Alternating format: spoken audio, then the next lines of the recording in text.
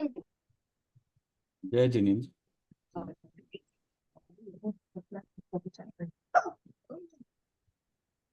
समय सार अनुशीलन गाथा 20 से 22, 246 पेज। कह रहे हैं 19वीं गाथा में यह कहा था कि जब तक आत्मा कर्म और नो कर्म में एकत्व ममत्व रखेगा तब तक अप्रतिबुद्ध रहेगा, अज्ञानी रहेगा। अतः अब यह प्रश्न उपस्थित होता है कि हम कैसे पहचाने कि यह व्यक्ति अप्रतिबुद्ध है या अज्ञानी है। तात्पर्य यह है कि अज्ञानी की पहचान के चिन्ह क्या है। तो पहले 14 गाथक तो ज्ञायक स्वभाव का स्वरूप बता दिया। उसके बाद बोला है कि उसको प्राप्त करने के लिए पुरुषार्थ कर। अब पुरुषार्थ करे तो इसमें बता रहे हैं कि कैसे इनको पर को कैसे पहचाने। तो उसी के बारे में ही बता रहे हैं। कर्म नो कर्म में जो लिप्त रहता है वो अज्ञानी है, और उसी को अभी बता रहे हैं और खोल के। इसी प्रश्न के उत्तर स्वरूप आगामी 20 से 22 तक की गाथाएं लिखी गई जो इस प्रकार है। मतलब अज्ञानी की पहचान बता रहे हैं इसमें अभी।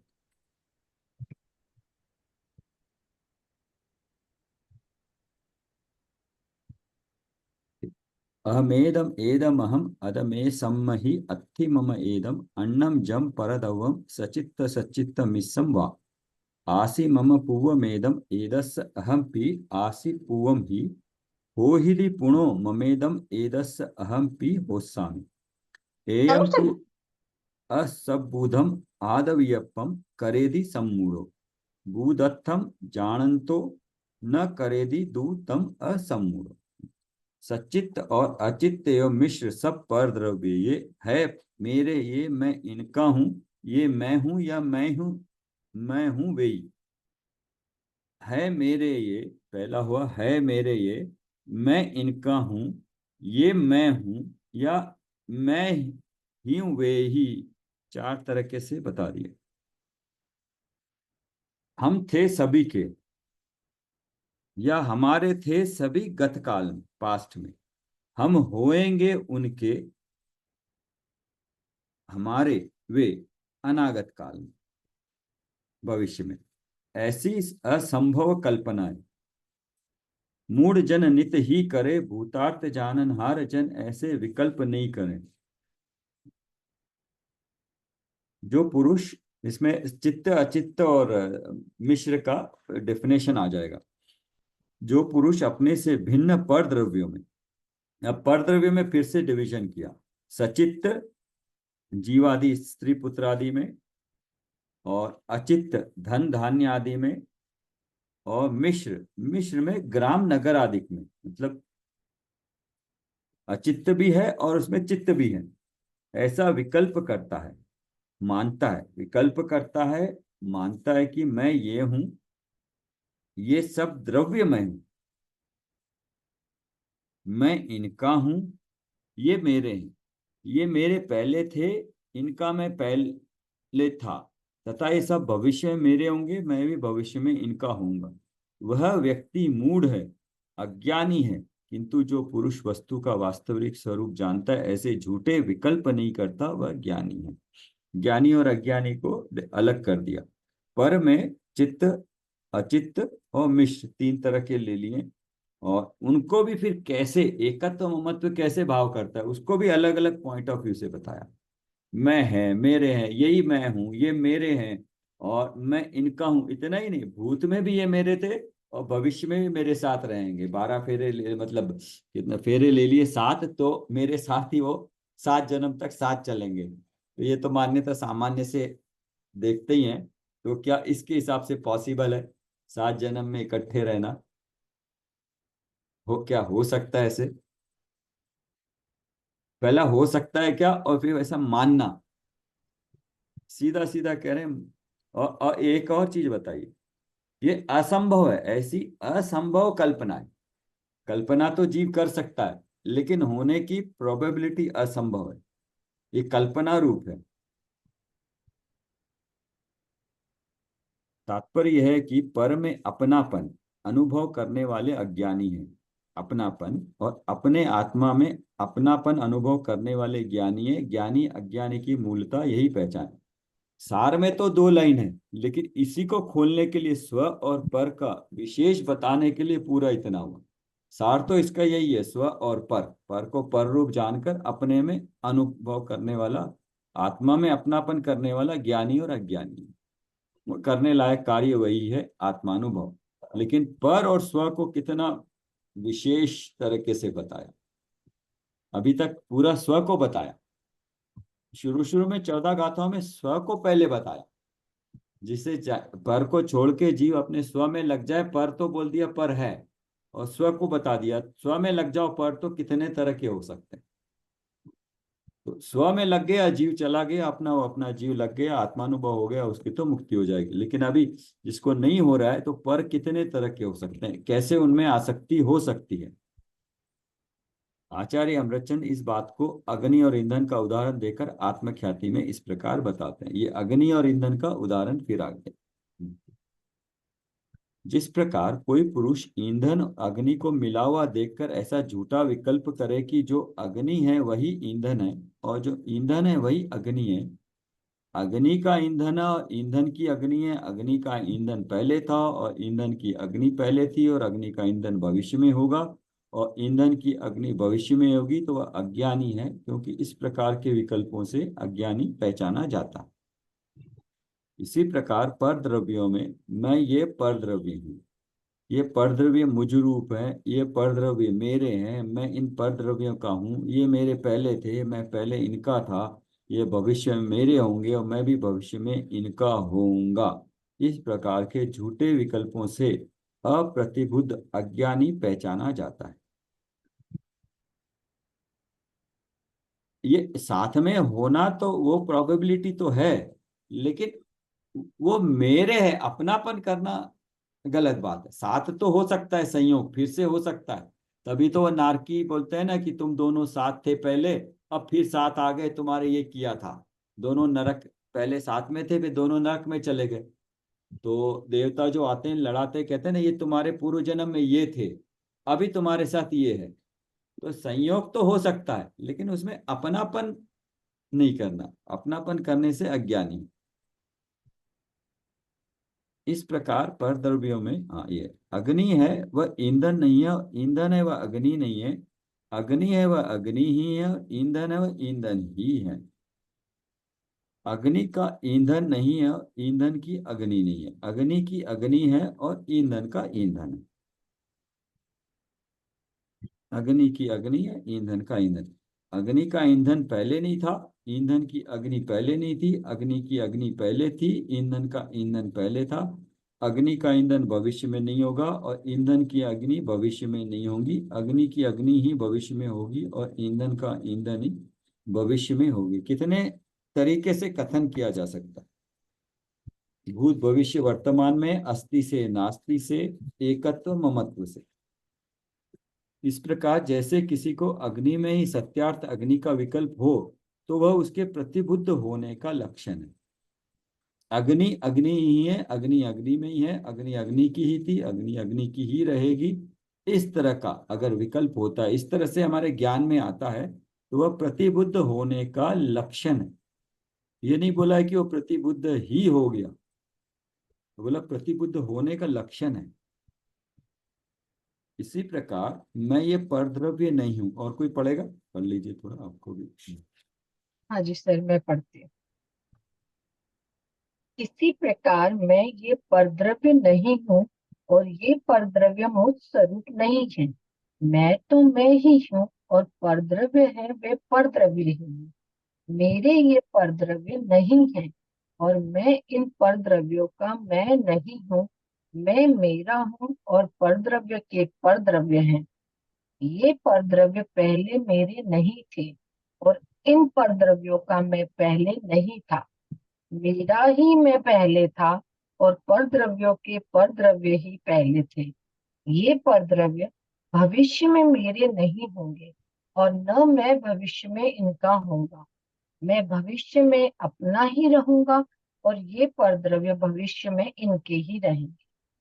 हाँ, एक परद्रव्य को अगर हम थोड़ा सा और खुला इनको यूज करके आप बता सकते हो, अभी परद्रव्य का तो बताया फिर था, हम तो ये अपने पे है। हमारा जब चिंतन का विषय आएगा तब हमने जैसे पहले परद्रव्यों को और हमको अलग कर लिया, हम जान गए कि स्व क्या है, पर क्या है। तो अब जो परद्रव्य है उनका मतलब कि शरीर, हमारे सगी संबंधी, हमारे विकारी भाव, ये पहले भी परद्रव्य है, अभी भी परद्रव्य है। मेरा स्वरूप जैसा है वैसा इनका स्वरूप नहीं है। मैं तो मेरे स्वरूप ज्ञायक भाव में ही हूँ, और ये जो परद्रव्य है, विकारी भाव और ये सब कुछ है, वो पहले भी मेरे नहीं थे, भविष्य में भी मेरे नहीं होंगे। मैं अभी तक मान रहा था कि ये मेरे हैं, पर मैं तो एक ज्ञायक स्वभाव हूँ, मैं एकदम अलग हूँ। और भविष्य में भी परद्रव्य अलग ही रहेंगे, मैं मेरे आत्मस्वरूप में ही तो। हाँ, ये अपनी अपेक्षा से हो गए। अब उनकी अपेक्षा से बताइए सुमन जी, परद्रव्य की अपेक्षा से सेम चीजें उनको भी अप्लाई होंगी। हाँ, परद्रव्य जो मुझे दिखाई देते हैं, संयोग से जो मुझे मिले हैं, वो पहले भी पर थे, आज भी पर है और भविष्य में भी पर रहेंगे, क्योंकि उनका स्वभाव अलग है, उनके लक्षण अलग है, उनके गुणधर्म अलग है। और मैं उन सब से भिन्न हूँ, अलग हूँ। तो मैं मुझ में हूँ, वो उनमें है, पर में है, और मैं मुझ में, स्व स्व में है। दोनों का मिलान कभी भी त्रिकाल में संभव नहीं। हाँ। लेकिन को ऐसा लगता है कि संयोग से ये मेरे हैं, तो ये मेरा उपकार कर रहे हैं, मेरा भला करने वाले, तो ये मेरे हैं। मेरा कर्ता मतलब वो कर्तृत्व और ममत्व भोक्तृत्व वाली जो चारों बुद्धियां हैं, वो उसकी चलती रहती है। तो ये समझा रहे हैं कि वो त्रिकाल में भी संभव नहीं है कि कोई भी द्रव्य तुम्हारा हो जाए या तुम उसके बन जाए। ठीक है, एक और पॉइंट इंदिरा जी आप बता सकते हैं इससे अलावा।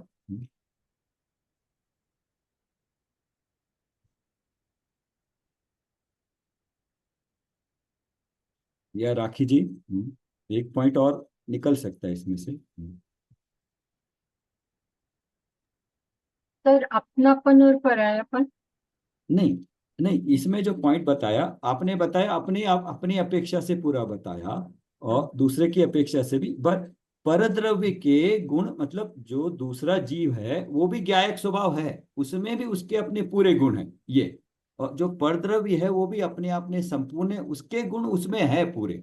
मेरे नहीं, अलग बात है, मेरे गुण मेरे में, मैं ज्ञायक स्वभाव। लेकिन दूसरा जीव भी जो चित्त रूप में है, उसका भी ज्ञायक स्वभाव उसके साथ है। तो मतलब उसको भी कोई कमी नहीं है कि मैं उसको कुछ उसका कर्ता बनूं। इसी तरह से पुद्गल में भी उसमें भी कोई कमी नहीं है, और उसके गुण उसमें पूरे हैं। जिस तरह से एक द्रव्य के पूरे हैं, वैसे ही पुद्गल के भी पूरे गुण उसमें पूरे हैं। परिणमन के लिए उसके पास किसी चीज की कमी नहीं है, और उसका परिणमन स्वतंत्र उसका अपने रूप से होगा। मेरे निमित्त से उसका परिणमन नहीं होगा। और दूसरा, अभी कर्ता भोक्ता बताया ना कि जैसे भाव आता है कि मैं भविष्य में इनके लिए कुछ बचा के रखूं, है ना, पर के लिए भविष्य में मेरे बाद भी इनके लिए काम आए। तो ये यहाँ पे ऐसे लग सकता है कि जो हम कार्य कर रहे हैं उनके लिए भविष्य में काम में आएगा, कुछ किसी और के लिए जिसको हम अपना मानते हैं, उसके लिए कुछ करके जाए, वो भविष्य में उनके लिए काम आएगा। तो इस अपेक्षा से वो भी नहीं है। भूत भविष्य वर्तमान में कहीं पर भी वो मेरे थे ही नहीं, और मैं उनका कर्ता भी नहीं बन सकता। जब है ही नहीं तो उनका कर्ता भी नहीं। वो कर्ता नहीं है तो वो भोक्ता भी नहीं बनेंगे, ना मैं उनका भोक्ता बनूंगा। वो भोगेंगे अपने अपने द्रव्य गुण पर्याय, अपने कर्म अपने संयोगों के कारण। अगर कुछ मैंने छोड़ा है, मैंने तो मान्यता झूठी कर दी कि मेरे कारण वो भोगेंगे। और मान लो वो भोगते हैं, तो भोगते मेरे कारण से नहीं है। वो उनका उस समय उनका पुण्य का उदय आया, और वो पर को अपना मान के भोगे, तो वो उनका अपना अज्ञानीपना है। लेकिन उनको मिलेगा तो वो तो उनके पुण्य के उदय से मिलेगा, छोड़ा हुआ मेरा ही होगा। वो मिले या ना मिले, वो उनके पाप और पुण्य के उदय से हो। तो दोनों अपेक्षाओं अस्ति नास्ति से दोनों में अपने अपने गुण पूर्ण तरीके से, परिणमन दोनों का स्वतंत्र रूप है। वो मेरे नहीं है, फिर भी मैं भी उनका नहीं। तीनों तीनों काल की अपेक्षा, चारों बुद्धियों की अपेक्षा, तीनों काल की अपेक्षा से, भूत भविष्य वर्तमान, इनका मतलब इतने मेरे ख्याल से कॉम्बिनेशन बन सकते हैं। एकत्व हाँ, ममत्व कर्तत्व भोक्तत्व मतलब बुद्धि, भूत वर्तमान भविष्य, तीनों अपेक्षाओं से इन्होंने सारा ले लिया। और अस्थि और नास्ति की अपेक्षा से इतने कॉम्बिनेशन इसमें जो बना है ना, तो हर एक का कॉम्बिनेशन बन सकता है। अस्ति मतलब मैं अपने में हूं, नास्ति मतलब पर के कारण नहीं, और पर की अस्ति पर के कारण है तो पर अपने कारण है, पर मेरे कारण से नहीं, है ना। तो इतने कॉम्बिने अगर इतना ध्यान रखेंगे तो हर कॉम्बिनेशन हम बना पाएंगे। ठीक है, आगे बढ़िए। इस प्रकार जो व्यक्ति स्वद्रव्य में ही आत्मविकल्प करते हैं, स्वद्रव्य को निज जानते हैं, मानते हैं, वे ही प्रतिबुद्ध हैं, ज्ञानी हैं। ज्ञानी का यही लक्षण है और इन्हीं लक्षणों से ज्ञानी पहचाना जाता है। उक्त कथन में अनेक प्रकार से एक ही बात कही गई है कि अपनी ज्ञान पर्याय में ज्ञात होने वाले पर द्रव्यों में एकत्व ममत्व करना ही अज्ञान है, और पर द्रव्यों से एकत्व ममत्व तोड़कर अपनी आत्मा में एकत्व ममत्व करना सम्यक ज्ञान, सम्यक दर्शन है।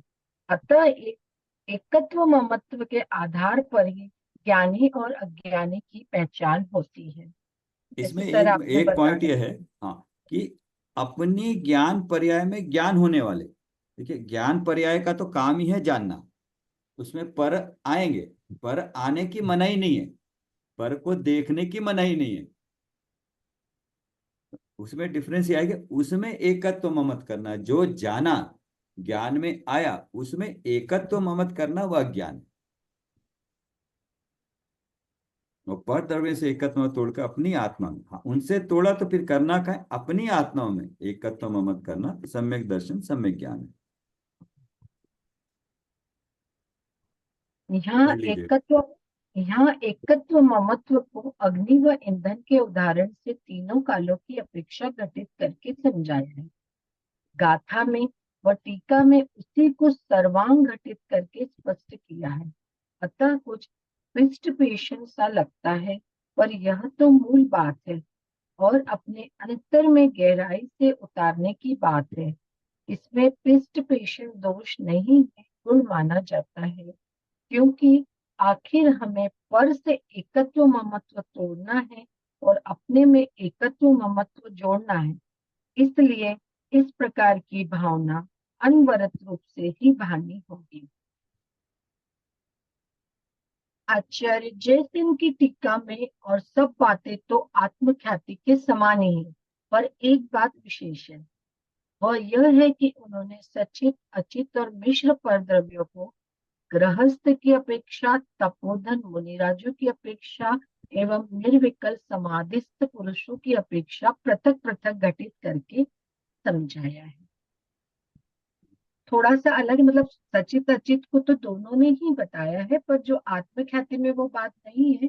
पर आचार्य जयसिंह जी ने तीनों चीजों को अलग अलग की, एक मिथ्या दृष्टि की अपेक्षा, एक सम्यक दृष्टि की अपेक्षा, और जो निर्विकल्प सातवें गुण स्थान में समाधिस्थ पुरुष है उनकी अपेक्षा अलग अलग बताए हैं, वो आगे के पैराग्राफ में है। उनमें गृहस्थ की अपेक्षा छात्रादि स्त्री आदि सचेत, स्वर्णादि अचित और वस्त्र आभूषण सहित स्त्री आदि मिश्र है। मतलब मिथ्या दृष्टि की अपेक्षा जो हमारे संयोगी, मतलब जो हमारे रिश्तेदार, बेटा बेटी, स्त्री जो है वो सचित, जो हमारा धन धान जो है वो अचित, और दोनों का मिक्स बताया। तपोधन की अपेक्षा छात्रादि सचित, पिच्छी कमंडल पुस्तक आदि अचित और उपकरण सहित छात्रादि मिश्र है। सिर्फ छात्रादि में मतलब क्या मुनिराज जो संघस्थ है उनको लेंगे क्या, तपोधन की अपेक्षा, मुनिराजों की अपेक्षा? नहीं, तपोधन में मतलब अन्य उनके लिए जो भी जीव है अन्य वो जो सचित अन्य होंगे ना। मुनिराज है छात्रादि सचित, मतलब कि या जो श्रावक है सर। नहीं, छात्रादि गृहस्थ की अपेक्षा छात्र आदि, देखते हैं छात्र क्यों लिया आगे, कहीं आएगा तो देखते छात्र तो हैं। मतलब इंसान नहीं, मुनिराज ये तपोधन के मतलब मुनिराजों की अपेक्षा तो जो उनके संघस्थ हैं वो सचित में आएंगे क्या? नहीं, ऊपर हाँ, गृहस्थ में भी है ना, छात्रादि गृहस्थ की अपेक्षा भी लिया है। फिर ये तो पुत्र वगैरह, मतलब जो हमारे सहयोगी रिश्तेदार हैं, जो हाँ, हमारे अपना भाव लगा सकते हैं हम, क्योंकि हाँ, गृहस्थ में कौन से आते हैं, उनके संयोग में कौन से चित्त, मतलब जो जीव पुत्र, रूप हैं मतलब वो वही वो सब। सचित हो गए, और जो परिग्रह आदि हो गए वो अचित हो गया, और इनको धारण करके इकट्ठे होते हैं दोनों साथ में, तो वो मिश्र हो गए। और तपोधन की अपेक्षा छात्रादि सचित, मतलब उनके संगस्थ वाले हो गए, उनके लिए पर जितने भी उनके साथ है, उनका जो परिग्रह है, हाँ करेक्ट, हाँ हमारा जो परिग्रह है, हमारा जो चित्त अचित्त है वो हमारे चारों तरफ वाला है। हाँ, उनके उनके लिए चित्त अचित्त क्या है, जिनमें उनकी अपनत्व बुद्धि हो सकती है, उनके साथ है जो, तो उनके छात्रादि मतलब उनका संग, संग, हाँ, संग। और पिच्छी कमंडलु पुस्तक आदि अचित, अचित। ये तीन होते हैं, और उपकरण सहित छात्र आदि मिश्र हैं। मतलब जो हाँ संगस्थ है उनके साथ में वो मिश्र में आ गए। और हाँ। आगे इन्होंने सर उसको और किया है कि रागादि भाव कर्म सचित। सर रागादि भाव कर्म जो है, जो तपो मतलब जो साधक दशा में है सर, उनके उन्होंने विकारी भावों को सचित लिया है, और ज्ञानावर्ण ने द्रव्य कर्म को अचित लिया है, और द्रव्य कर्म और भाव दोनों को मिला के मिश्र लिया। ये नई नई निकाली है। आगे के सर मतलब विकारी जो तपो साधक दशा में है, मुनिराज वगैरह हैं, उनके जो विकारी भाव हैं उनको उन्होंने सचित में रखा है, और द्रव्य कर्म को अचित में, और द्रव्य कर्म और जो भाव कर्म है दोनों को मिला के मिश्र। ये तपो मतलब ये मुनि राजों की या सम्यक दृष्टि जीव की अपेक्षा। ये इन्होंने एंड भेज दिए विषय इसमें। कषाय रहित सर आगे भी बड़ा मतलब वो है, मतलब विषय कषाय रहित निर्विकल्प समाधि में स्थित पुरुष की अपेक्षा, मतलब सर अरिहंत को लेंगे इसमें, या 12वें गुण स्थान से आगे लेंगे। सिद्ध परमेष्टि का स्वरूप सचित, पुद्गल आदि 5 द्रव्य अचित, और गुण स्थान जीव समाज मार्गणा रूप परिणत संसारी जी का स्वरूप मिश्र है। सिद्ध परमेष्टि का स्वरूप सचित। निर्विकल्प समाधि में सर कौन से 7वें गुण स्थान से लेंगे या 12वें गुण स्थान से? विषय कषाय रहित, अब कषाय रहित हो गए तो कषाय तो अर्यंत हो गए, उससे या पहले 12वें 10वें तक के कषाय, आगे सर? 12वें में वो हुए ना वीतरागी, तो 12वें में वीतरागी हुए। निर्विकल्प समाधि में स्थित पुरुष की अपेक्षा सिद्ध परमेष्टि का स्वरूप सचित, चेतना है जहाँ पे सचित, वो मतलब शुद्ध रूप में सचित और अशुद्ध रूप में अचित, वहां पे वो चित्त है, चित्त मतलब चैतन्य है, जीवंत है, तो इसलिए बट वो शुद्ध रूप में है। तो सचित पुद्गल आदि 5 द्रव्य अचित, और गुण स्थान जीव समास में जीव दोनों का साथ में रहना होता है, उसकी अपेक्षा से कहा जाता है। तो संसारी जीव का स्वरूप मिश्र है। ये दो अलग अलग थोड़ी नई डेफिनेशंस यहाँ सर दी गई। मतलब इसमें मतलब जो जीव का खुद का जो स्वरूप है, संसारी जीव का स्वरूप तो खुद के लिए मतलब जो समाधि में है, तो उनका जो गुण स्थान और ये है, इसको मिश्र लिया है क्या? मतलब अन्य का तो कुछ है ही नहीं सर, पर का तो खत्म ही हो गया, निर्विकल्प दशा है। तो जो खुद का मतलब जो जिस गुण स्थान में और जिसमें है मार्गणा में, उसको मिश्र लिया है इन्होंने। हाँ, संसारी जीव को मिश्र लिया है, सिद्ध को सचित्त लिया है, और बाकी पांचों द्रव्यों को अचित्त लिया है। तो सिद्ध परमेष्टि का स्वरूप सचित्त, तो अरे भी अरंत भी फिर मिश्र में आ गए। बाकी सारे जीव, संसारी जीव, हाँ, 1 से 14 तक इसमें मिश्र हो गए, ये मार्गना स्थान में सारे आ गए, और सिद्ध हो गए चित्त, सचित्त, और बाकी अन्य 5 द्रव्य अचित्त। तो इसमें दोनों जीव दोनों आ गए, शुद्ध पूर्ण शुद्ध जीव और संसारी सारे जीव, उन दो जीव को मिश्र और सचित्त ले लिया, सर और बाकी छह अन्य द्रव्य, द्रव्य अचित्त। सर 6 द्रव्य आ गए निर्विकल्प समाधि वालों के लिए, 5 अन्य द्रव्य भी आ गए जो अचित्त में लिए हैं, और सिद्ध परमेष्टि मतलब आए हैं, और संसारी जीव आए हैं, तो मतलब जीव द्रव्य भी आ गया, मतलब 6 द्रव्य ही उनकी अपेक्षा से आए हैं। हाँ, इसमें डेफिनेशन बहुत वाइड हो गई है। इसमें द्रव्यों की अपेक्षा से लिया है। 5 द्रव्य तो अचित है ही है, वो तो चेतना रहित है। लेकिन जो चेतना सहित जीव है उनको 2 कैटेगरी में, संसारी और मुक्त। सर सचित में मुक्त जीव को लिया है, सिद्ध को लिया है, सिर्फ अचित सिद्ध को में लिया है। अन्य 5 द्रव्यों को लिया है, मतलब जो जीव को छोड़ के 5 द्रव्य हैं, और बाकी जो जीव के संसारी जीवों की जो पोजीशन है ज्ञान की अपेक्षा 114, गुण स्थान 114 पूरे उसमें गुण स्थान में जब लेते हैं तो 14 गुण स्थान आते हैं, तो संसारी के पूरे ही हैं। जीव को। तो अरंत भी उसमें आ गया। और तो स्वतः ऊपर में भाव कर्म सचित्व। सर उसमें ऊपर सिर्फ एक स्वयं एक जीव की अपेक्षा लिया है सर, जो मतलब अभी साधक दशा में है, और नीचे सर निर्विकल्प दशा में जो है, मतलब 12वें गुण स्थान के बाद वालों के लिए ये अपेक्षा लगाई है नीचे।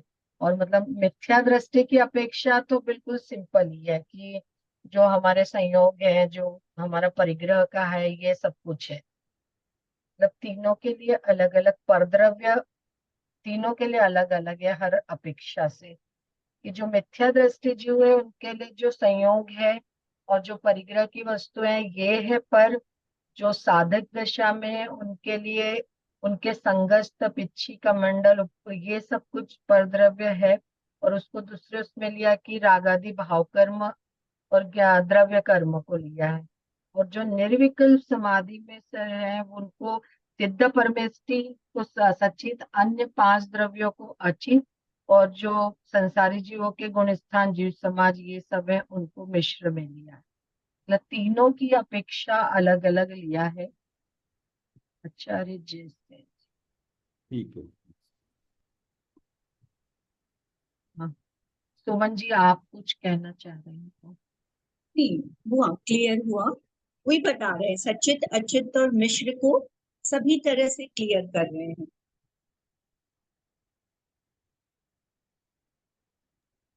गृहस्थ की अपेक्षा पहला है, और तपोधन हाँ मुनि की अपेक्षा है, और निर्विकल्प समाधि पुरुष की अपेक्षा पृथक पृथक। 3 मतलब सिद्ध की अपेक्षा है। तो सिद्ध है तो वो तो सचित हो गए, बाकी सिद्ध को छोड़ के अचित हो गए, और बाकी जितने संसारी जीव है वो मिश्र हो गए।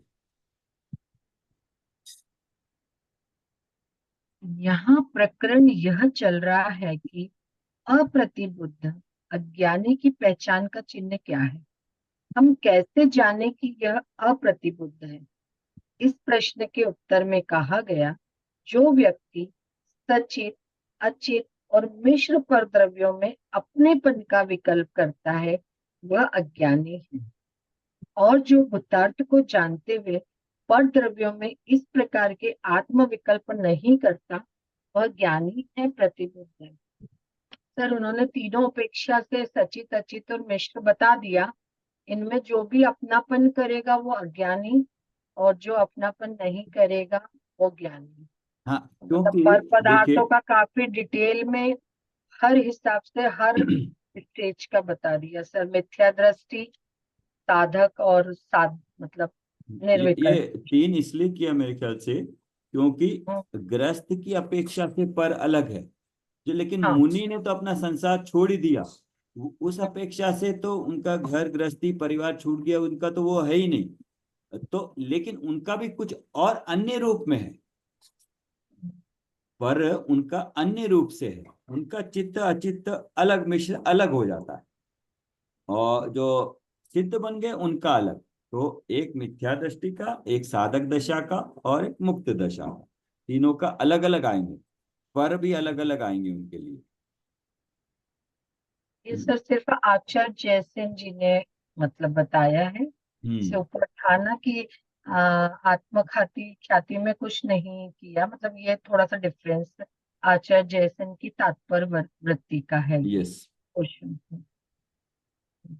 उक्त गाथा की टीका में सचित अचित और मिश्र पर द्रव्यों की व्याख्या में आचार्य अमृतचंद तो एकदम मौन है सर, आगे अब वो आगे, क्योंकि उनकी दृष्टि में यह अत्यंत सरल बात है जिसे सभी अच्छी तरह समझते हैं। अतः उन्होंने इनकी व्याख्या में कुछ लिखने की आवश्यकता ही नहीं समझी, पर आचार्य जैसे ने उक्त व्याख्या की है। उक्त व्याख्या में गृहस्थ, तपोधन और परम समाधि में इन तीनों की अपेक्षा बताकर वे क्या कहना चाहते हैं, इस बात को गहराई से समझना चाहिए। क्योंकि गृहस्थों में तो ऐसा अज्ञान संभव है कि वे स्त्री पुत्र आदि धन धान्य पर द्रव्यों में आत्मविकल्प करें, उन्हें अपना माने। पर तपोधन के तो ज्ञानी धर्मात्मा होते हैं, वे इस प्रकार की मान्यता छात्रादि में कैसे कर सकते हैं? यदि यह भी मान ले कि कोई वेशधारी ऐसा करे तो उसकी अपेक्षा यह बात है, तो भी जो निर्विकल्प समाधि में स्थित है वे तो ऐसा मान ही नहीं सकते। वे तो किसी पर द्रव्य को न तो अपना मान सकते और न ही उन्हें इस प्रकार के विकल्पों की उत्पत्ति संभव है, क्योंकि वे निर्विकल्प समाधि में रत है। सर इन्होंने यहाँ पे ये भी दिया है कि ये तीनों का जो जयसिंह जी ने किया है, आत्मख्याति में इसलिए नहीं किया है कि हम एक अपेक्षा से माने कि जो हम गृहस्थ है हमारे, हम तो फिर भी परिग्रह और इनको अपना मान सकते हैं। तो और जो तपोधन मतलब जो मुनिराज अवस्था में है, वो भी यदि कोई वेशधारी मतलब कुछ कुछ की मतलब मान सकते हैं, पर जो निर्विकल्प समाधि में है वो तो इन सब चीजों को अपना मानेंगे ही नहीं, क्योंकि तो इसलिए मतलब उसका खुलासा किया। अतः यहाँ ऐसा समझना चाहिए कि गृहस्थ की अपेक्षा वाला जो उदाहरण है वह तो ज्ञानी अज्ञानी सब पर घटित होगा, और शुभोपयोगी तपोधन और निर्विकल्प समाधि में स्थित तपोधन वाला उदाहरण मात्र ज्ञानी पर ही घटित होगा। तात्पर्य यह है, जो गृहस्थ शरीरादि पर द्रव्यों में आत्मविकल्प करते हैं वे अज्ञानी हैं, और जो गृहस्थ एवं शुभोपयोग में प्रवर्तमान तपोधन व निर्विकल्प समाधिरत तपोधन शरीरादि पर द्रव्यों में आत्मविकल्प न करके अपनी आत्मा को निज मानते हैं, निज जानते मानते हैं, वे ज्ञानी धर्मात्मा हैं, प्रतिबुद्ध हैं। क्लियर कर दिया काफी, मतलब कोई ज्ञान। सुमन जी आप पढ़ेंगे आगे। अब आचार्य अमृतचंद्र कलश के माध्यम से प्रेरणा देते हैं कि हे जगत जनक, पर से एकत्व का मोह अब तो छोड़ो, क्योंकि यह आत्मा अनात्मा के साथ कभी भी एकत्व को प्राप्त नहीं होता। कलश मूलतः इस प्रकार है। सर का वेट करें 2 मिनट। अपन करते फिर से रिपीट पढ़ लेंगे, फिर से पढ़ लेंगे, ठीक रिपीट कर लेंगे। त्यजतु कल फिर से रिपीट कर लेंगे। मोह माजन्मलीनं रसयतु रसिकानां रोचनं ज्ञानमुद्य इह कथमपि नात्मानात्मना साकमेकः किल कलयति काले क्वापि तदात्म्यवृत्तिम्। आजन्म के इस मोह को हे जगत जन तुम छोड़ दो, रसिक जन को जो रुचे उस ज्ञान के रस को चखो। तादात्म्य पर के साथ जिनका कभी भी होता नहीं, और स्वयं का ही स्वयं से अन्यत्व भी होता नहीं। ये जगत के जीवों, अनादि से लेकर आज तक अनुभव किए गए मोह को कम से कम अब तो छोड़ो, और रसिक जनों को रुचिकर उदित ज्ञान का आस्वादन करो। क्योंकि आत्मा इस लोक में किसी भी स्थिति में अनात्मा के साथ तादात्म्य को धारण नहीं करता, पर के साथ एकमेक नहीं होता। रसिक जन शब्द का कलश टीकाकार ने शुद्ध स्वरूप का अनुभव करने वाले सम्यक दृष्टि पुरुष किया है। सम्यक दृष्टि धर्मात्मा जीवों की रुचि तो एकमात्र ज्ञानानंद स्वभावी है जो भगवान आत्मा में होती है। वे तो निरंतर उसी में रहना चाहते हैं, उसी में रमना चाहते हैं, क्योंकि उनका अपनापन तो अपने त्रिकालीध्रुव ज्ञायक भाव में ही स्थापित हो गया है। यहाँ आचार्य देव जगत के जीवों को संबोधित करते हुए समझा रहे हैं कि तुम भी सम्यक दृष्टि ज्ञानी धर्मात्माओं के समान निज ज्ञानानंद स्वभाव का ही आस्वादन करो, उसमें ही अपनापन स्थापित करो, उसमें ही जम जाओ, रम जाओ, क्योंकि पर के साथ तुम्हारा कोई भी संबंध नहीं है। ये शरीर आदि पर पदार्थ न तो आज तक तुम्हारे हुए हैं और न कभी होंगे भी। अरे भाई, पर को बहुत विस्तार से लिया है हर जगह, मतलब हर उसे इस गाथा में तो पूरा, मतलब अभी तक भी पर श्लोक में ही है, इसमें पूरा कि पर क्या क्या है उसको लिया है कलश के माध्यम से भी, और डिटेल में डिस्क्राइब किया है पर।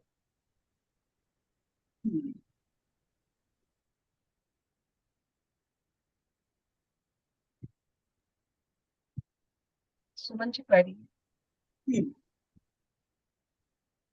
पेज 252 है। अरे भाई, तुमने अनादि से आज तक पर पदार्थों में ही अपनापन स्थापित किया है, निज भगवान आत्मा को कभी जाना ही नहीं, इस कारण अनंत दुख उठाए हैं, फिर भी उन्हीं पर पदार्थों से एकत्व स्थापित किए हो और अनंत दुखी हो रहे हो। अरे भाई, अब तो इस एकत्व के मोह को छोड़ो और अपने त्रिकाली ध्रुव भगवान आत्मा में एकत्व स्थापित करो। शरीर आदि पर पदार्थों में राग आदि विकारी भावों में एकत्व स्थापित करना ही दर्शन मोह है, मिथ्यात्व है। यहाँ उस एकत्व छोड़ने की ही प्रेरणा दी जा रही है। इस कलश की महिमा से विभोर होते हुए स्वामी जी कहते हैं, अहो, अमृतचंद्र आचार्य की कलश बहुत गंभीर है, टीका भी बहुत गंभीर है। जिस प्रकार ग्वाला गाय के स्तनों में से दोहन करके दूध निकालता है, उसी प्रकार शास्त्रों में भरे हुए भावों को अमृतचंद्र ने तर्क की ताकत लगाकर निकाला है और टीका में भर दिया है। भगवान आत्मा ज्ञान स्वरूप है और राग अचेतन है। चाहे दया, दान, व्रत आदि का विकल्प हो या गुण गुणी के भेद का विकल्प हो, ये सब विकल्प अचेतन है। इनमें ज्ञान स्वभाव की किरण नहीं है, इसलिए उस राग का स्वाद छोड़कर इस ज्ञान स्वरूप आत्मा को आस्वाद। भगवान आत्मा में आनंद का स्वाद है। अनादि काल से राग का स्वाद लिया, वह दुख का, आकुलता का स्वाद था, उसमें कुछ नया नहीं है। यद्यपि कुछ नया करना हो तो ज्ञान को आस्वाद, ऐसा कहते हैं। इस प्रकार इस कलश में पर के साथ एकत्व के मोह को तोड़ने एवं अपने में एकत्व स्थापित करने की प्रेरणा देकर आचार्य देव अब आगामी गाथा में तर्क से, युक्ति से इसी बात को समझाते हैं। इसमें और कोई पॉइंट बताना है जो छूट गया? एक तो तीनों के लिए अलग अलग है, ग्रस्त, तपोधन और परंत समाधि के लिए तीनों की अपेक्षाएं अलग अलग होगी, मिश्र की, चित्त और सचित्त और अचित्त की। एक तो ये हो गया, और दूसरा रसिक जन मतलब जो अनुभव कर रहे हैं, सम्यक दृष्टि हुआ है, और फिर तो ये सामान्य रूप से उपदेश के रूप में ही कंक्लूजन कर रहे हैं। बट एक लास्ट में यही है कि भगवान आत्मा में आनंद का स्वाद है, कहीं और है नहीं, ढूंढेंगे तो भी मिलेगा नहीं, हम मान ले लेकिन मिलेगा नहीं, तो जहां मिलेगा वहीं जाना पड़ेगा, आनंद का स्वाद है। और यदि कुछ नया करना हो तो ज्ञान को आस्वाद हो, मतलब ज्ञान का स्वाद लो, जानन रूप बनो। ये दो पॉइंट है इस प्रकार। और तीसरा है पर के साथ एकत्व के मोह को तोड़ने। पर वस्तु तो है, पर उसमें जो मेरा एकत्व है वो मोह तोड़ने और अपने में एकत्व स्थापित करने की प्रेरणा, वही प्रेरणा हो रही है अभी पर और एक स्व में। शुरू कर रहे थोड़ी, ये समय है, आगे की गाथा कर लेते, लास्ट है ये 23 से 25। समय साल गाथा 23 से 25। हाँ, अन्नानमोहितमदि मध्यमिणं घणदि पूगलं दम्भं बद्धं चतः जीवो बहुभाव संयुक्तो सम्मनहु नानदिठो जीवो भुव ऊग लक्षणो नित्यं कहसो पोकल डब्बी बुदो जमघणसी मज्जमिनम यदि सो पोकल डब्बी बुदो जीवत्तमागलम इदरम तो सबको वत्तु जी मज्जमिनम पोकलम दब्बम। अज्ञान मोहित मति बहुविध भाव से संयुक्त जीव अबद्ध एवं बद्ध पुद्गल द्रव्य को आत्मा कहे, अपना कहे। सर्वज्ञ ने देखा सदा उपयोग लक्षण जीव यह पुद्गल मही को किस तरह तू अपना कहे। जीवमय पुद्गल तथा पुद्गलमयी को जीव जड़ जब ये मेरे पुद्गल द्रव्य है यह कहा जा सकता है तब। जिसकी मति अज्ञान से मोहित है और जो मोह राग द्वेष आदि अनेक भावों से युक्त है, ऐसा जीव कहता है कि ये शरीर आदि बद्ध और धन धान्य आदि अबद्ध पुद्गल द्रव्य मेरे हैं। उससे समझाते हुए आचार्य देव कहते हैं कि सर्वज्ञ के ज्ञान द्वारा देखा गया जो सदा उपयोग लक्षण वाला जीव है वह पुद्गल द्रव्य रूप कैसे हो सकता है कि जिससे तू कहता है कि यह पुद्गल द्रव्य मेरा है। यदि जीव द्रव्य पुद्गल द्रव्य रूप हो जाए और पुद्गल द्रव्य जीवत्व को प्राप्त करे तो तू कह सकता है कि यह पुद्गल द्रव्य मेरा है, पर यह तो संभव नहीं। अतः तुम्हारा यह कहना ठीक नहीं है कि शरीर आदि बद्ध और धन धान्य आदि अबद्ध पर पदार्थ मेरे हैं। इसमें एक ही लक्षण से जान सकेंगे स्व और मेरा, कि मेरा लक्षण तो वही है जो त्रिकाल मेरे साथ रहता है। लक्षण देखा था ना, हर समय और मेरी हर अवस्था में, सारे प्रदेशों पे और हर समय जो रहे मेरे साथ रहे वो मेरा है। अगर वो संयोग होए तो मेरा हो नहीं सकता। और चेतन अचेतन की अपेक्षा भी पुद्गल अचेतन है, वो कैसा हो सकता है, तो यही बताया। तो जब तक अज्ञान है तब तक तो जीव मानेगा ही, उसको अपना मानेगा, लेकिन जब सर्वज्ञ बता रहे हैं तो ये ज्ञान में आया, अब उसको माने, ये कह रहे हैं। वो हो नहीं सकता है तो इसलिए वो पर पदार्थ ही है। अगर पुद्गल मेरा हो जाएगा तो पुद्गल भी फिर मेरी तरह चैतन्य लक्षण वाला होना चाहिए, वो कि होता नहीं है तो कैसे हो।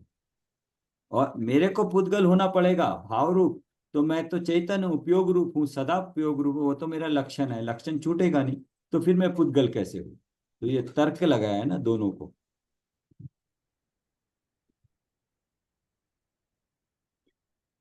इंदिरा जी पढ़ेंगे आप?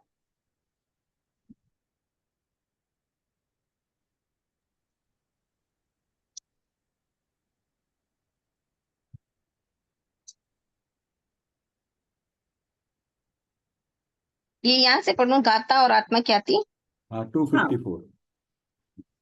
गाता और आत्मख्याति टीका का भाव स्पष्ट करते हुए पंडित जयचंद जी छाबड़ा भावार्थ में लिखते हैं, यह अज्ञानी जीव पुद्गल द्रव्य को अपना मानता है।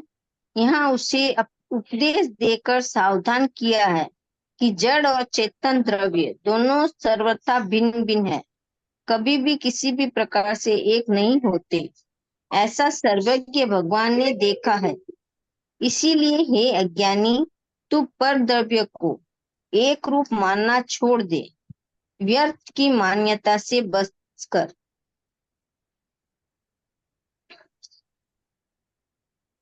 आचार्य जयसेन भी इन तीनों गाथाओं के शब्दार्थ को स्पष्ट करने के उपरांत निष्कर्ष के रूप में कहते हैं, जिस प्रकार बरसात में नमक जल रूप हो जाता है और गर्मियों में वही जल फिर नमक रूप हो जाता है, उसी प्रकार यदि जीव चेतनता छोड़कर पुद्गल द्रव्य रूप हो जावे और पुद्गल मूर्तपने को छोड़कर चेतन रूप हो जावे, तो तेरा कहना सत्य हो सकता है कि पुद्गल द्रव्य मेरा है।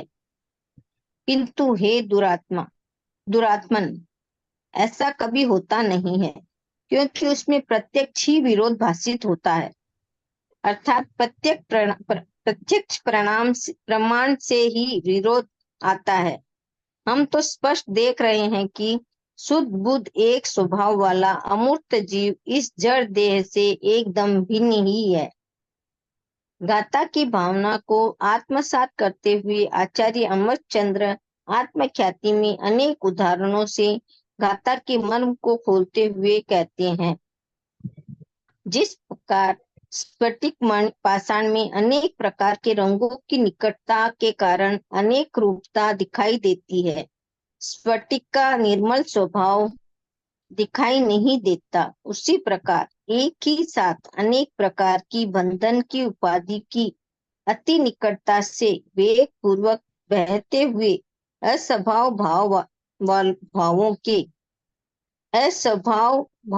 के संयोगवश अपने स्वभाव भाव के तिरोभूत हो जाने से उसकी भेद ज्ञान ज्योति पूर्णतः अस्त हो गई है और अज्ञान से विमोहित है।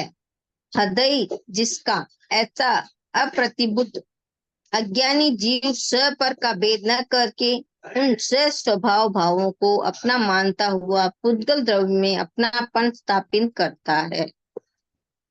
ऐसे अज्ञानी जीव को समझाते हुए आचार्य देव कहते हैं कि हे दुरात्मन, घास और अनाज को परम अविवेक पूर्वक एक साथ खाने वाले हाथी के समान तू स्व और पर को मिलाकर एक देखने के इस स्वभाव को छोड़ संशय विपर्य और अन्य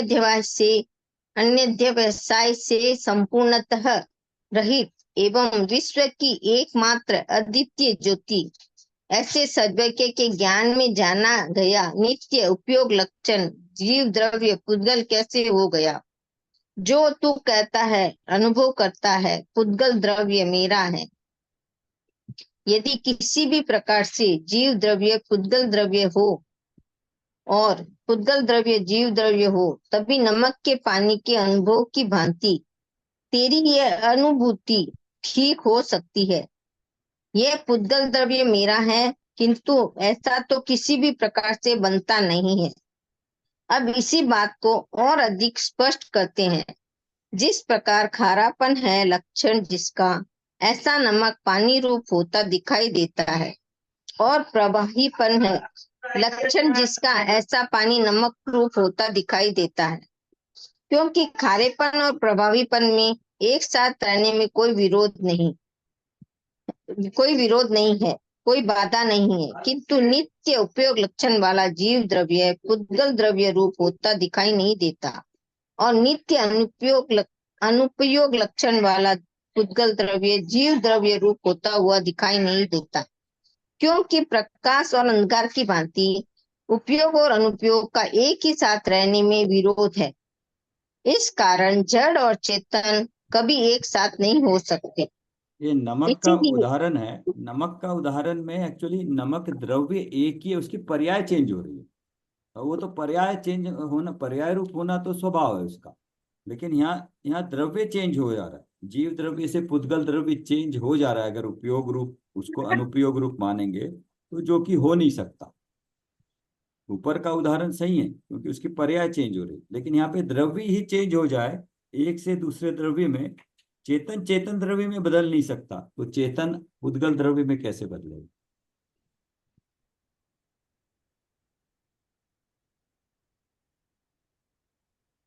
इस कारण जड़ और चेतन कभी एक नहीं हो सकते।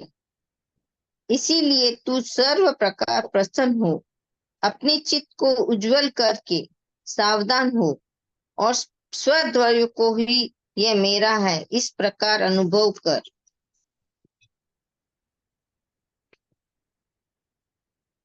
इन गाथाओं के भाव को स्पष्ट करते हुए आचार्य अमृतचंद्र देव का हृदय आंदोलित हो उठा। तभी तो वे एक और हे दुरात्मन इस शब्द का उपयोग करते हैं, वहीं दूसरी ओर प्रसिद्ध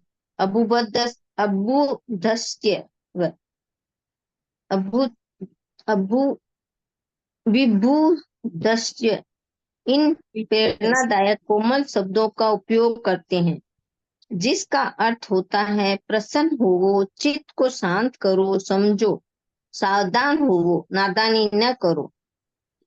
इसके तत्काल बाद जो कलश उन्होंने लिखा है उसमें अत्यंत कोमल शब्दों में समझाया।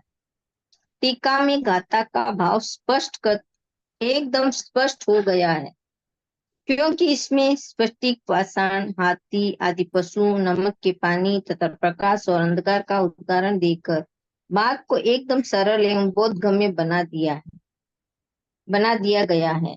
यद्यपि स्फटिक पाषाण एकदम निर्मल होता है, स्वच्छ होता है, तथापि अनेक पदार्थों के संयोग के कारण अनेक रंगोमय दिखाई देता है।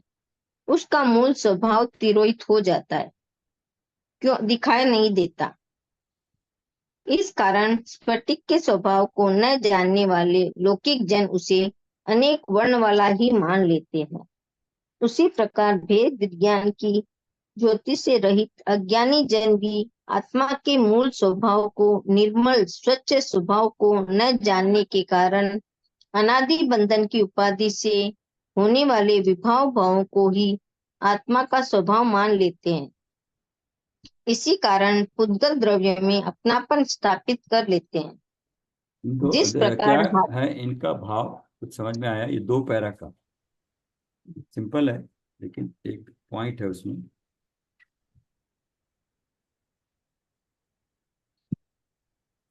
कि जो स्फटिक मणि है उसका स्वभाव, जिसने देखा नहीं है, पहले स्फटिक मणि देखा नहीं उसने, लेकिन अब वो उसके साथ संयोग है तो वो कलरफुल लग रहा है। वो स्फटिक मणि दूसरे के निमित्त से, कलरफुल चीज के कारण स्फटिक मणि कलरफुल लग रहा है, वो हो गया नहीं गया। लेकिन जो अज्ञानी है वो सोचेगा कि ये कलरफुल है, अभी रंग है इसमें। लेकिन जिसने पहले स्फटिक मणि देखा है और उसको बोलेंगे तो उसको बोलेगा ये तो स्फटिक मणि है, स्फटिक मणि को उठा लो, देखो ये तो कलर नहीं है इसमें। ऐसे ही भेद विज्ञान की ज्योति से रहित, क्योंकि अभी हमें स्फटिक मणि दिखा नहीं है, आत्मा का अनुभव नहीं हुआ है, तो इसलिए हमें हमें तो हर वक्त संयोग है साथ में, तो संयोग वाली ही दृष्टि है। स्वाभाविक है इसमें भी ना, कि संयोग के साथ ही हमने इसको स्वच्छ रूप में देखा ही नहीं, अनुभव ही नहीं किया, तो हमें उसके भान ही नहीं। लेकिन अब जिन्होंने उसको देखा है उन्होंने बताया कि इसको भेद विज्ञान कर देखोगे तो ये तो स्वच्छ ही है ना। ये पॉइंट था इसमें। सर जब हम चिंतन करेंगे तो हम इस पे ही सबसे पहले चिंतन करें जीव की, मतलब जब जीव द्रव्य पुद्गल नहीं हो सकता या पुद्गल जीव द्रव्य नहीं हो सकता, शुरुआत मतलब इसी गाथा में जो दिया हुआ है कि वो ऐसा हमारे गुण नहीं ले सकता, हम उसके गुण नहीं ले सकते, ऐसे सबसे पहले तो भेद करें जीव और पुद्गल में। हाँ, ये दोनों स्वद्रव्य मेरा दोनों है, के। मैं परद्रव्य ना, और परद्रव्य स्वद्रव्य नहीं, मतलब पुद्गल जीव के नहीं हो सकता है, हमारे गुण नहीं अपना सकता है हम, तो हम उसको क्यों अपना मान रहे हैं। मतलब हाँ, तो शुरुआत 2-3 में स्टेजेस में होगा।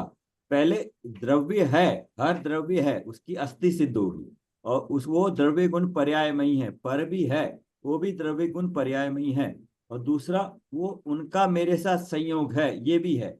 बट वो संयोग होते हुए मेरे गुण मेरे में है, उसके गुण उसमें है, उसका परिणमन ये मेरे नहीं हो सकते, मैं इनका नहीं हो सकता, तो नहीं हो सकता ये जाना, तो अलग किया तो अब अपने स्वभाव पे आके मैं ऐसा हूं, उसमें अपनापन करना।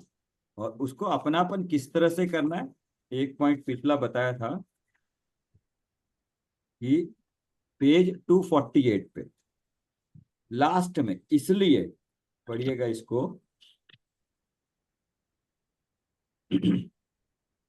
248 पे लास्ट लाइन इसलिए के बाद, सर इसलिए इस प्रकार की भावना अनवरत रूप से भावना भानी होगी, ये इस वाली प्रकार की भावना अनवरत रूप से भाना ही होगा। अभी हमने सब पढ़ लिया, जान लिया, स्व पर जान लिया, ये जानने से इतना काम नहीं चलेगा। इस भावना को जितना भी है ना, स्व पर का भेद विज्ञान, पर को पर रूप जानना, पर का स्वभाव जानना, 6 वो द्रव्यों का स्वभाव जानना, सबको जान के स्व का स्वभाव जानना, मैं ऐसा हूं, अपनापन करना है तो जो पुरुषार्थ करना है वो भावना, वो पुरुषार्थ सतत होते रहना पड़ेगा। जान के पढ़ के छोड़ने से काम नहीं होगा।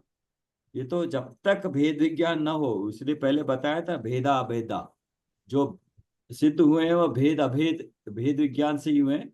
और जब तक हमें नहीं होता है तब तक भेद विज्ञान करते ही जाना है। 242 पे जो कलश था ना,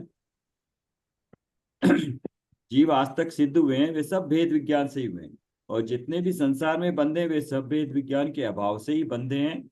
और हम ये भी बोल सकते हैं कि अगर हमें सिद्ध बनना है तो हमें तब तक भेद विज्ञान करते ही रहना पड़ेगा। कहीं पे रुकने वाला स्टेज नहीं आएगा, अनवरत चलना पड़ेगा। ये दोनों तीनों कनेक्टेड हो गए। तो मतलब पहले तो हम अलग करेंगे, और जब हम मान लेंगे कि पर अलग है तो डेफिनेटली ममत्व बुद्धि छूटेगी। और हाँ जब भी हमको उनके प्रति राग आए तो फिर वापस से यही सब प्रोसेस करते रहो तो फिर सर एकदम मतलब हाँ, एक बार में तो प्रैक्टिस छूटेगा में नहीं आ ना। जाए। हाँ, वो तो करते रहना पड़ेगा। तो हाँ मतलब यस। जब भी ऐसा बहुत ज्यादा ममत्व और अपनापन लगे तब उस समय यही चिंतन करो कि ये अलग है, तो फिर सर धीरे धीरे छूटेंगे ही, बार बार रिपीटेशन होगा तो। हाँ यस, अगर वो कर सकते तो हम भी कर सकते। वो बताने का मतलब ये भी है कि अनंत जीव इसी इसी भेद विज्ञान के बल से सिद्ध हुए। तो अनंत जीव हो सकते हैं तो वर्तमान में हम भी हो सकते हैं, ये भी निकाल सकते हैं कि करना तो भेद विज्ञान ही, और अनवरत करते रहना जब तक लक्ष्य मिल न जाए। और जब लक्ष्य मिल जाएगा तब भेद विज्ञान करने की जरूरत ही नहीं पड़ेगी। सर एक बार मतलब जब हो जाएगा तो फिर तो वही वही चलेगा, क्योंकि जो इतने ज्ञानी जन जो हुए हैं उनको कुछ तो सर इसमें बहुत अच्छा होता होगा, तभी तो इतना सब कुछ छोड़ के गए हैं। और हम नहीं तो पर पे ही सब कुछ मान रहे हैं ना, हम छोड़ ही नहीं पा रहे हैं। नहीं, एक बार होने के बाद भी दिक्कत यह है कि अर्ध पुद्गल परावर्तन तक को मिथ्यात्व तो रह सकता है, वो फिर जा सकता है, पॉसिबिलिटी है। इसलिए वो भी फिर बताया कि वो वो पूरे अपने जो कर्मों के कि वो जब तक पूरे नहीं होंगे जब तक तो रहना ही पड़ेगा संसार में। जो अर्जित कर्म है अभी तक के, वो जब तक पूरे नहीं निर्जरित नहीं होंगे जब तक तो सर रहना ही पड़ेगा। नहीं नहीं, कर्म कर्म भूभृता, कर्मों का कितना भी रहन दो, एक अंतर्मुठ में समाप्त होता है। एक सर वो अंतर्मुठ लगता है सम्यक दर्शन होने एक अंतर्मुठ लगता है, श्रेणी का समय एक अंतर्मुठ है, क्षायिक सम्यक दर्शन प्राप्त करने का समय एक अंतर्मुठ है, और आगे ये तीनों ही लगा लीजिए। तो कर्म कर्म यहीं पे खपते हैं। और जो 85 कर्म अंत समय में जाते हैं वो उसको तो 2 समय लगते हैं, अंतर्मुहूर्त से भी कम। तो कर्म जितने हैं उसके हिसाब से नहीं, वो तो जीव का पुरुषार्थ होगा। तो एक अंतर्मुहूर्त में सारे घटते हैं।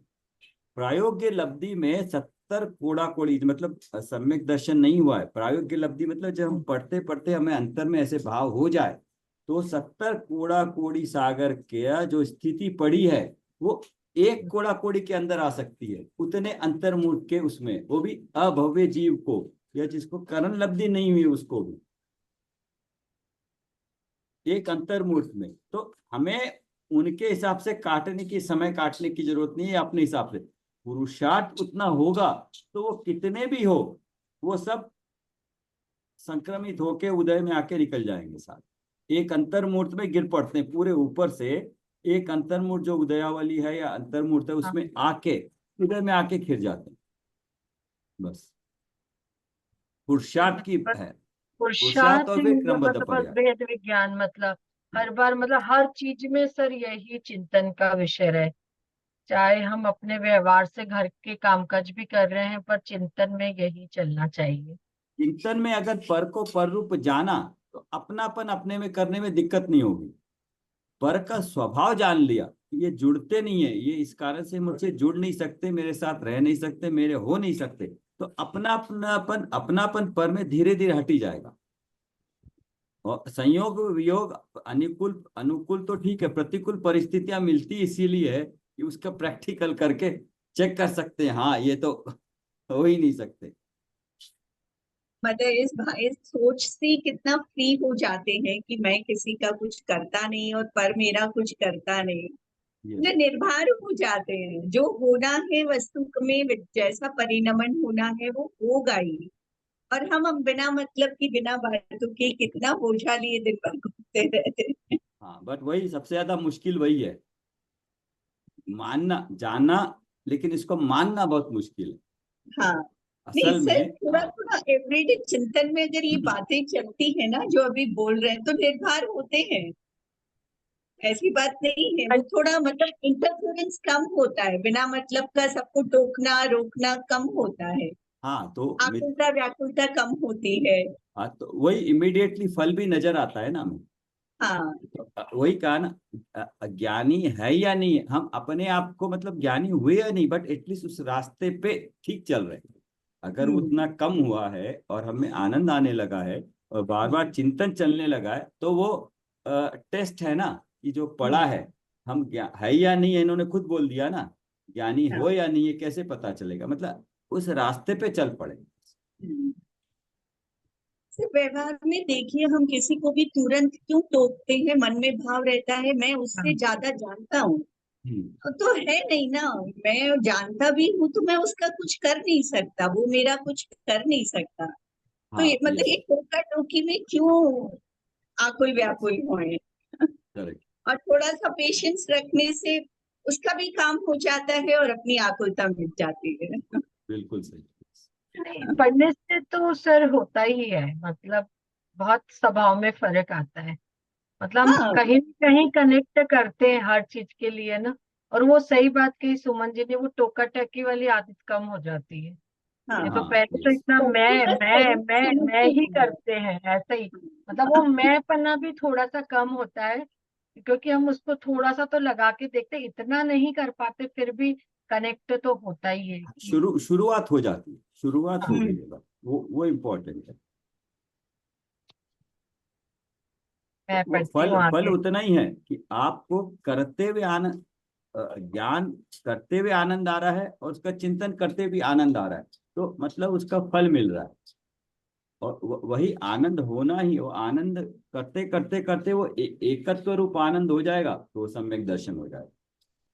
करते हम्म। करते करते करते, और करते वक्त अगर आनंद आ रहा है तो सही रास्ता है, हम्म। जबरदस्ती कोई करे तब वो सही रास्ता नहीं, इमीडिएटली हाँ। पता लग जाएगा। हम्म, ठीक है। हम्म। हाँ, उसी प्रकार भेद विज्ञान की ज्योति से रहित अज्ञानी जन भी आत्मा के मूल स्वभाव को, निर्मल स्वच्छ स्वभाव को न जानने के कारण अनादि बंधन की उपाधि से होने वाले विवाह भावों को ही आत्मा का स्वभाव मान लेते हैं और इसी कारण पुद्गल द्रव्य में अपनापन स्थापित करते हैं। तो बता दिया कि हम क्यों पर को अपना मानते हैं, क्योंकि जो विभाव भाव आते हैं पर हमें भेद विज्ञान की ज्योति नहीं है, अभी भेद विज्ञान नहीं कर रहे हैं कि स्वर क्या है पर क्या है, हम अज्ञानी हैं, इसीलिए हम पुद्गल को अपना मान लेते हैं, उसमें अपनापन करते हाँ हैं। तो इसमें कोई गलती नहीं है, मतलब कोई गलत बात नहीं है, स्वभाव ऐसा ही है, संयोग थे तो वैसे भाव हुआ। अब भेद विज्ञान शुरू करेंगे तो भेद विज्ञान भी हो जाएगा, है ना, जो पुरुषार्थ उधर लग रहा था अब इधर लग जाएगा, तो कोई बड़ी बात भी नहीं है, और भेद विज्ञान होना कोई, ये भी कोई बड़ी बात नहीं है। पुरुषार्थ और सामर्थ्य और एक विश्वास जगता है, ये हो सकता है, क्योंकि वो उस वक्त संयोग थे तो मैं उस रूप में परिणमन कर रहा था। अब संयोगों का पता लग गया तो मेरी दृष्टि अपने आप आने लगी है। आएगी आएगी, ज्ञान का काम ही है ना, ज्ञान, ज्ञान और आनंद दोनों ही एक ही चीज है। जहाँ ज्ञान होगा वहाँ आनंद होगा, तो जहाँ आनंद है वहाँ मतलब ज्ञान भी है साथ में। अगर ज्ञान के साथ आनंद नहीं है तो वो ज्ञान तो फिर ज्ञान नहीं हुआ, वो तो फिर विषय सुख ही हो गया। ठीक है। जिस जिस प्रकार हाथी आदि पशु अनाज मिश्रित घास खाते हैं, पर उस मिश्रित स्वाद में वह यह भेद नहीं कर पाते कि इसमें घास का स्वाद क्या है और अनाज का स्वाद क्या है, वे उस मिश्रित स्वाद को घास का ही स्वाद समझते हैं। इसी प्रकार आत्मा और पुद्गल को एक साथ जानने वाले अज्ञानी जन भेद विज्ञान के अभाव में दोनों की भिन्न पहचान नहीं कर पाते हैं और पुद्गल में ही अपनापन स्थापित कर लेते। खारा पानी जमकर नमक बन जाता है और वह नमक घुलकर पानी हो जाता है, क्योंकि प्रवाहीपन और नमक के खारेपन का एक साथ रहने में कोई विरोध नहीं है, परंतु आत्मा चेतन है और पुद्गल अचेतन है, तथा चेतन और अचेतन का एक साथ होने में प्रकाश और अंधकार के समान प्रत्यक्ष विरोध है। अतः पुद्गल को आत्मा और आत्मा को पुद्गल नहीं माना जा सकता है। उदाहरणों के से काफी बता दिया है कि मिश्राम जो अपना मानते हैं तो उसमें हम अपना जो स्व का आनंद है उसको हम नहीं महसूस कर पाते हैं। और जो नमक का उदाहरण भी दिया है, और पुद्गल को जो हम चेतन और अचेतन मतलब जो मिक्स कर रहे हैं, तो बोले वो दोनों ही डिफरेंट है, उनको अलग अलग ही मानना चाहिए। ऐसी स्थिति में पुद्गल द्रव्य को अपना कहना युक्ति संगत नहीं है, शास्त्र सम्मत भी नहीं है, अपितु प्रत्यक्षादि प्रमाणों से असिद्ध है, विरुद्ध है। इसलिए पुद्गल द्रव्य में अपनापन स्थापित करना अज्ञान है, मिथ्यात्व है, अनंत संसार का कारण है। आचार्य अमृतचंद इस गाथा की आत्मख्याति नामक टीका में पुद्गल का लक्षण अनुपयोग बताते हैं। इसका रहस्य उद्घाटित करते हुए स्वामी जी कहते हैं, यहाँ पुद्गल का अर्थ जड़ स्पर्श रस गंध वर्ण वाला पुद्गल नहीं, अपितु अनुपयोग स्वरूप दया दान व्रतादिक परिणाम है। वे स्वयं को अथवा पर को नहीं जानते, इस कारण इन्हें जड़ अचेतन या पुद्गल कहा है। ये रागादि परिणाम चेतन उपयोग स्वरूप से भिन्न चीजें। तो यहाँ गुरुदर्शी ने दया ध्यान व्रत के जो परिणाम है इनको भी जड़ और अचेतन बताया है। हाँ, ये भी सब अशुभ रागा परिणाम तो है ही है, बट शुभ परिणाम भी, मतलब परिणाम भी पुद्गल है। बट ये हम जब कहते हैं ना पुद्गल है, तो वो वाले पुद्गल जैसे उसमें जो गुण पाए जाते हैं वैसे वाले पुद्गल नहीं। अचेतन है इसलिए उसको पुद्गल कहा। अब उसको एक जगह बताया था इन्होंने, क्योंकि वो चेतन नहीं है तो जीव नहीं हो सकते, और बाकी अन्य चार द्रव्य नहीं हो सकते हैं क्योंकि उन वाले गुण इसमें नहीं है। तो अभी इसको किस खाते में डालें? और पुद्गल की तरह पुद्गल के गुण भी नहीं है इसमें, जड़ स्पर्श रसगंध नहीं है, लेकिन है किसी न किसी कैटेगरी में डालना है द्रव्य की, तो इसलिए उसको अनुपयोग कह के पुद्गल कह दिया। तो पुद्गल के दो दो अपेक्षा से पुद्गल यहाँ पे समझ में आते हैं, दो डेफिनेशन। एक जो जड़ रूप पुद्गल है, और एक ये अनुपयोग रूप, जो अनुपयोग रूप जीव के दान आदि के भाव, ये तो यहाँ जब पे डेफिनेशन दी है। मतलब आगे आगे सर स्टेज पढ़ते जैसे स्व पर का भेद किया, हमारे को जानना, फिर पर क्या है मतलब विकारी भाव, और यहाँ तो सर शुभ भावों को भी मतलब पुद्गल में रखा है हमसे अलग। तो जब यस, हम आगे के स्टेज पे तो फिर इनको भी, अभी तो इनका आलम्बन लेना ही है शुभ करने के लिए, पर जब हम स्व पर का भेद कर देंगे तो फिर ये सब चीजें भी अनुपयोग स्वरूप बताई है, दया दान व्रत के परिणाम।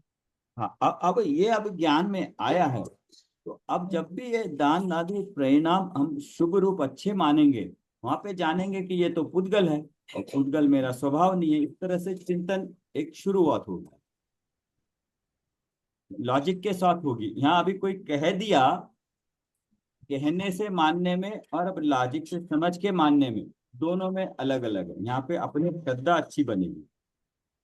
वहां क्या था, एक ऑर्डर के रूप में, एक परंपरा के रूप में मान लिया, सुन लिया, लेकिन मतलब अगर कहीं पे दिया भी है, लेकिन यहाँ पे उसका पूरा लॉजिक समझ में आएगा। ये पहली बार इतना अच्छा दिया अनुपयोग का, कहते तो पुद्गल ही है, मैंने भी कहा था पुद्गल ही है, लेकिन यहाँ पे उसका डेफिनेशन दिया अनुपयोग का।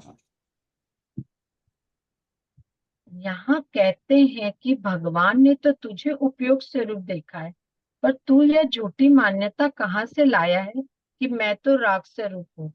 वर्तमान पर्याय ने उपयोग में दया दान व्रतादि के राग को लक्ष्य में लेकर यह राग मेरा अस्तित्व ऐसा माना, तो यह पुद्गल का ही अनुभव हुआ, भगवान आत्मा का अनुभव तो रह ही गया। मतलब भगवान की सर्वज्ञ की वाणी में आया है कि जीव उपयोग स्वरूप है, उपयोग उसका लक्षण है। तो बोले तू अपने आप के लिए क्यों ऐसी झूठी, मतलब हमें संबोधन कर रहे हैं कि क्यों तू अपने आप को राग स्वरूप मान रहा है और इनको क्यों उपयोग में ला रहा है कि ये जो रागादि भाव हैं, चाहे शुभ राग ही है, वो मेरे हैं, मेरा अस्तित्व है। तो तू उसका ही अनुभव करेगा, तो फिर अपना अनुभव, मतलब संबोधन किया है हमें कि भगवान सर्वज्ञ की वाणी में क्या आया है और तू जीव अपने आप को क्या समझ रहा है। इसमें दो पॉइंट भी और क्लियर होते हैं कि एक तो वस्तु का स्वभाव कैसा है जो सर्वज्ञ देख रहे हैं, और दूसरा सर्वज्ञ राग रूप होते हुए जीव को देख रहे हैं। तो राग रूप होना भी जीव का अपना स्वभाव है, कर्मों के निमित्त से वो भी होता है, बट उसको अज्ञान है इसलिए हो रहा है। अज्ञान खत्म होगा, वो राग रूप मानना भी बंद हो जाएगा।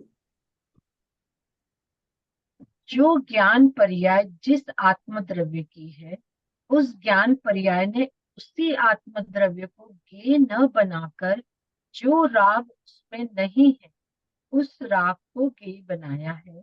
उसी में एकत्व बुद्धि की है, यही मिथ्यात्व है। ऐसे मान्यता वाले जीव मिथ्या दृष्टि है। पूर्णानंद के नाथ त्रिकाली ध्रुव भगवान आत्मा को दृष्टि में लेकर यह आत्मा मैं हूँ, ऐसा जिस पर्याय ने स्वीकार किया वह पर्याय सत्य हुई है, क्योंकि उस पर्याय में सत्य की स्वीकृति है और यही पर्याय सम्यक दर्शन है, धर्म है।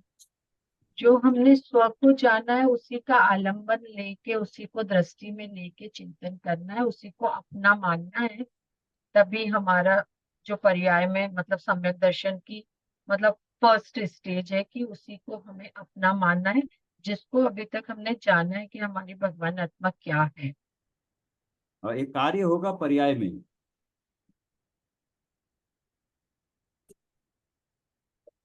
यह शरीर, स्त्री, लड़का, ग्राम और देश तो कितने दूर है प्रगट पर।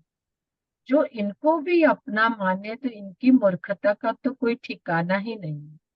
प्रभु, यह तो तेरी मूल में ही भूल है। यहाँ तो सूक्ष्म बात की है, यह जीव अधिकार है। इसलिए कहते हैं कि ये व्रत तप आदि के विकल्प अजीव है, जीव नहीं है। क्योंकि यदि ये जीव हो तो भिन्न नहीं हो सकते, किंतु ये तो भिन्न हो जाते हैं। अतः ये दोनों सर्वथा जुदे जुदे हैं, किसी भी प्रकार एक नहीं है। सर, जब हम इतना आगे तक समझ गए हैं और तब भी यदि हम ये जो पर है, शरीर, स्त्री, लड़का, ग्राम, इनको भी अपना मान रहे, तो फिर तो हम सबसे बड़े मूर्ख हैं। क्योंकि यहाँ तो अशुभ भावों को तो छोड़ा ही है विकारी, शुभ शुभ भाव भावों को में भी भी ले लिया। अपनापन नहीं करना है। और हम इतना दूर का शरीर, स्त्री, लड़का, परिवार, रिश्तेदार, ये सब मेरा है, गाड़ी घर, उसमें यदि हम अपना मान रहे तो फिर तो मतलब हमें मूर्ख कहा है। हाँ, और दूसरी बात ये भी है कि अब हम अपने कितने नजदीक आ गए। जब ये चिंतन कर रहे हैं तो कितना सूक्ष्म हो गया हमारा चिंतन, कि अभी चिंतन में पुण्य पाप वाले भाव भी छोड़ के, अपनी ज्ञान की पर्याय भी छोड़ के अपने स्वभाव में अपनापन करने वाली बात आ रही है। तो ये जब चिंतन कर रहे हैं तो हमें पर को छोड़ना नहीं पड़ा, वो अपने आप हमारे ज्ञान से अलग हो गए। आचार्य देव सर्वज्ञ भगवान की साक्षी देकर समझाते हैं कि सर्वज्ञ भगवान के ज्ञान में तो यह आया ही है कि जीव सदा ही उपयोग लक्षण वाला है, और पुद्गल में रागादि में ज्ञान दर्शन उपयोग है ही नहीं। फिर तो उसे अपना कैसे कह सकता है। अतः अब तू पुद्गल को, रागादि को अपना मानना छोड़ और उससे मिश्र ज्ञानानंद स्वभावी निज भगवान आत्मा का अनुभव कर। तो सब बार बार सर समझा रहे हैं कि मतलब पुद्गल के जो गुण वो तो तेरे में है ही नहीं, फिर भी तू उसको अपना मान रहा है। और जो तेरे में ज्ञान दर्शन उपयोग वाला गुण है वो पुद्गल में नहीं है, तो तू एक साथ कैसे हो सकता है। तो तू उसको अभी भी अपना मानना छोड़ और अपना खुद में उपयोग लगा, अपनी जो ज्ञायक स्वभाव है, ज्ञानानंद स्वभावी है, और अपनी आत्मा का अनुभव कर रहा है। ऐसा ही संबोधन मतलब हर टीका में हो रहा है। और सबका आखिरी में निकल भी यही रहा, हर गाथा हर टीका का। 15वें गाथा से यही कर रहे हैं, पुरुषार्थ करने की, किस तरह से पुरुषार्थ करना है, करो करो करो, यही संबोधन प्रेरणा दे रहे हैं। आगे करना है इसमें, हम्म, हम्म। तो उसको रुकते हैं मंथली यहाँ पे, करना है आगे कि रुके? रुकते हैं यहाँ पे, जिससे कि आज शाम की क्लास में फिर पूरा कर लो। सर अभी आज पूरी होगी क्या शाम की क्लास? आप मना कर रहे थे ना। नहीं, देख लेंगे, होगी मोस्ट प्रॉब्ली, आज सैटरडे हो जाएगी। ठीक है, समाप्त कर देते हैं इसको, मतलब उतना क्विक हो जाएगा।